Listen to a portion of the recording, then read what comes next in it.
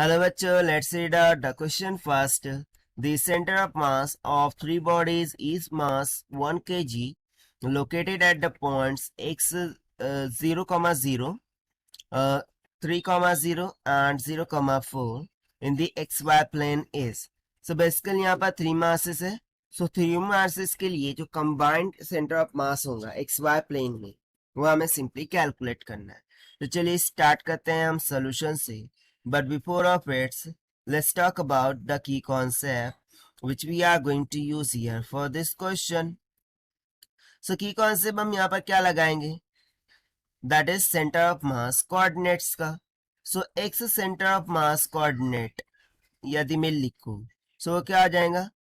देखिए सिंपली हो जाएगा m1 x1 plus m2 x2 plus m3 x3 divided by m1 plus m2 plus m3. और वहीं पर y coordinate of centre of मास वो हो जाएगा m1 y1 plus m2 y2 plus m3 y3 divided by m1 plus m2 plus m3. सो इस concept का हम यहाँ पर यूज करने वाले हैं. तो चलिए फाइनली स्टार्ट करते हैं यहाँ से. सो सबसे पहले तो मैं फर्स्ट मास को मान लेता हूँ m1 जो कि है 1 kg पर.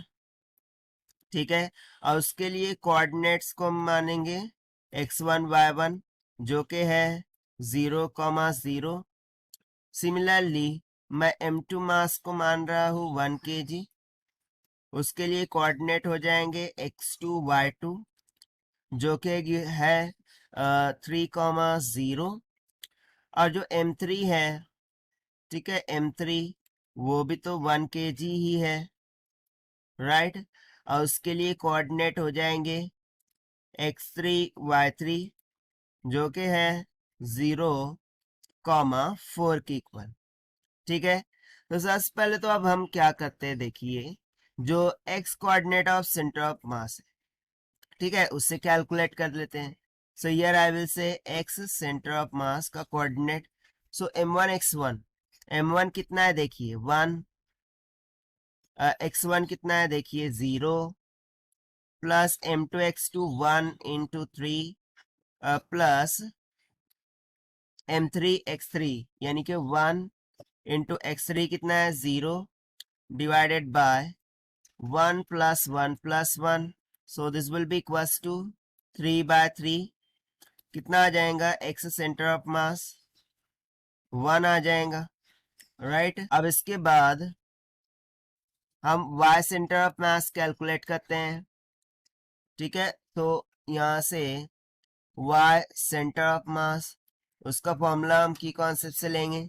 सो m1 कितना है 1, y1 0 प्लस m2 कितना है 1, y2 कितना है देखिए यहाँ पर 0 प्लस m3 कितना है 1 एंड y3 कितना है 4 divided by 1 plus 1 plus 1.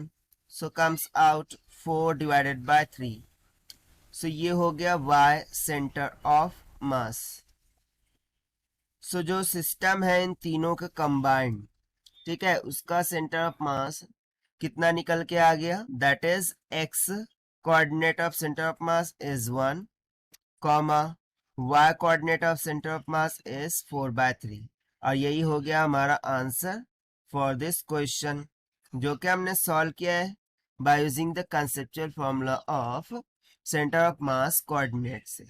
Now if we try to match with the option, so option D will become correct here. So this is the required solution. I hope you understood well. Best of luck. Thank you.